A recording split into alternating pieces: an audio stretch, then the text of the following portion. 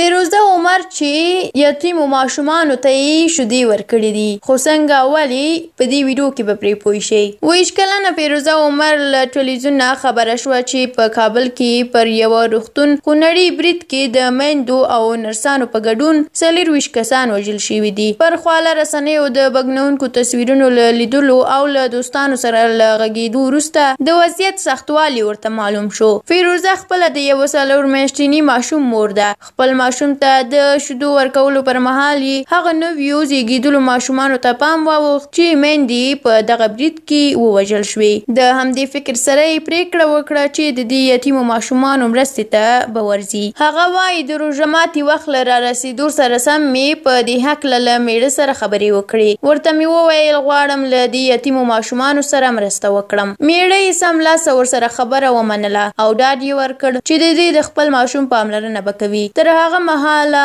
افغان ځانګړو ځواکونو د پیښې له ځایه 100 ښځې او ماشومان روغتون ته خوندي لیږدولي وو چې د فیروزې له کوره یې واټن نږدې 2 کیلومتره لرې دی. دغه سفر چې هغې په ګاډۍ کې لنډ کړ ښایي دومره وخت نه وای نیولی، خو پر ښار له دغه خونړي برید وروسته ویره خپره وه. هغه وړاندې وایي روغتون ته له رسېدو وروسته مې ولیدل چې 20 ماشومان یې هلته راوړي وو، ځینې یې ټپیان وو. له نرسانو سره وغږېدم، هغوی راته وویل چې لومړی هغو ته شیدې ورکړه چې ډېر ژاړي. فیروزې له هغه وروسته یو په بل پسې 4 ماشومانو ته شیدې ورکړې. د هغې له رسېدو مخکې نرسانو هڅه کوله ماشومانو ته له وچو شیدو چمتو شوي خواړه ورکړي. هغه وایي ځینو ماشومانو په لومړي سر کې شیدې نه څښلې، خو کله چې مې ماړه کړل خپله مې هم د ذهني ارامښت احساس کاوه. خوښه وم چې مرسته مې ورسره کړې. کور ته له ستنېدو وروسته یې خپل ماشوم منتظر و. دا وایي خپل زوی ته مې نږدې 2 ساعته وروسته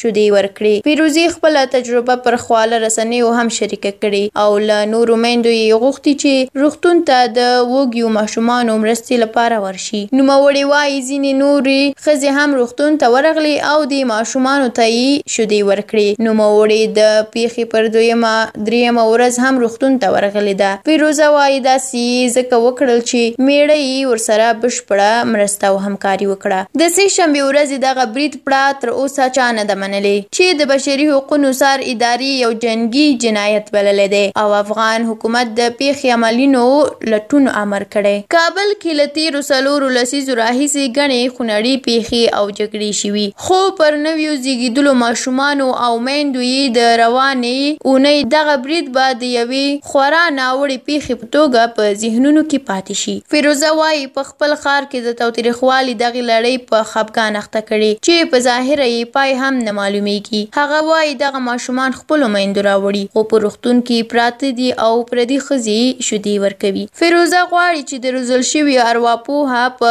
حیث د هغو ژورو ټپونو په درملنه کې مثبت رول ولوبوي چې ډېرې افغان کورنۍ ترې ځورېږي. نوموړې له دوستانو سره هم اړیکه نیولې چې د تین رودلو په صورت کې د ماشومانو لپاره د ورنیو او وچو شیدو د مرستې لپاره بسپنه وشي. فیروزه وایي له ټپیانو پرته نور ماشومان اوس له روغتونه کورونو ته استول شوي دي، خو په وینا یې د هغو لپاره اندېښمنه ده چې په کورونو کې یې څوک نه دي پاتې. په ټینګار سره وایي زما لومړیتوب به یتیم ماشومان وي. له زړه به خوښه شم چې که د خپل زوی ترڅنګ له دې ماشومانو هم یو وپالم. درنو لیدونکو ډېره مننه چې ویډیو مو تر پایه ولیدله. که ویډیو مو خوښه شوي وي لایک یې کړئ. د لا ډېرو ویډیوګانو د لیدلو لپاره زموږ یوټیوب چینل سبسکرایب کړئ. تر بلې ویډیو الله مو مل شه. ښه وخت ولرئ.